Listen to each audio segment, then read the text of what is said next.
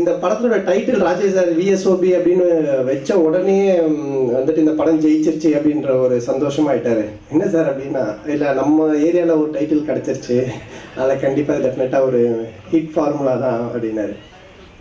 ஆக்சுவலாக ஃபஸ்ட்டு எனக்கு ராஜேஷ் சார் வந்து காமிச்சதே டைட்டில் தான் காமிச்சார். எல்லா டேரக்டருமே ஒன்லைன் சொல்லுவாங்க, இல்லை கேரக்டர் சொல்லுவாங்க. எடுத்தவொடனே இப்போ நான் உங்களுக்கு நம்ம படத்தை ஒரு சின்ன விஷயம் பண்ணியிருக்கேன், காட்டுறோம் பாருங்க அப்படின்னாரு.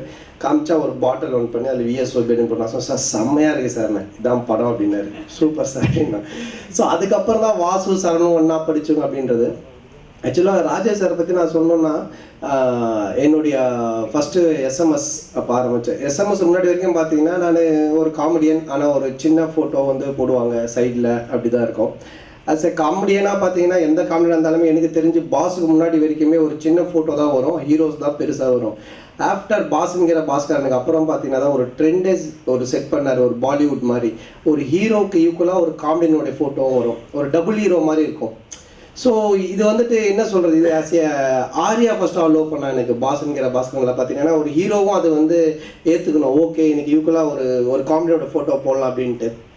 அதுக்கப்புறம் பார்த்தீங்கன்னா எனக்கு வந்து த்ரூ அவுட் கேரக்டர் ஓகே எல்லாமே தொடர்ந்து அவர் படங்கள் தான் நான் கிட்டத்தட்ட 3 அவார்டு வாங்கினேன் விஜய் அவார்ட்ஸில்.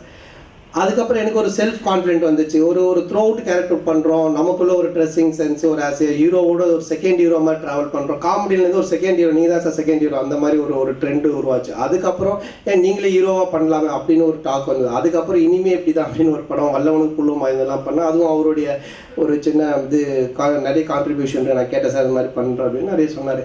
ஸோ என்ன சொல்லணும்னா, ஆஸ் எ டேரக்டராக இன்றைக்கி வந்துட்டு நிறைய பேர் வந்து பார்த்தீங்கன்னா ஒரு ஹீரோ ஒரு காமெடியோட ஃபோட்டோ பார்த்தீங்கன்னா நிறைய வந்துட்டு இருக்கு, நிறைய அந்த மாதிரி டைப் ஆஃப் படம் வருது.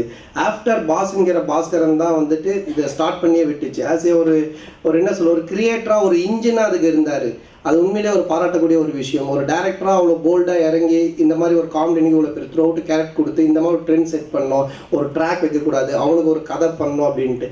ஸோ அதனோட கான்ஃபிடென்ட் லெவல் தான் இன்றைக்கி என்னை தனியாக கொண்டு வந்து இனிமேல் இப்படி தான் வரைக்கும் ஒரு ஹீரோவாக நிறுத்தி அடுத்ததும் ஒரு படம் ஹீரோவாக நான் இப்போ ஒரு 3 படம் சைன் பண்ணிகிட்ருக்கேன். அது காரணம், முக்கியமான காரணம் ராஜேஷ்னு நான் கண்டிப்பாக சொல்லுவேன். அதனால் அவருடைய படங்கள் பண்ணுறதுக்கு நான் ரொம்ப கடமைப்பட்டிருக்கேன்.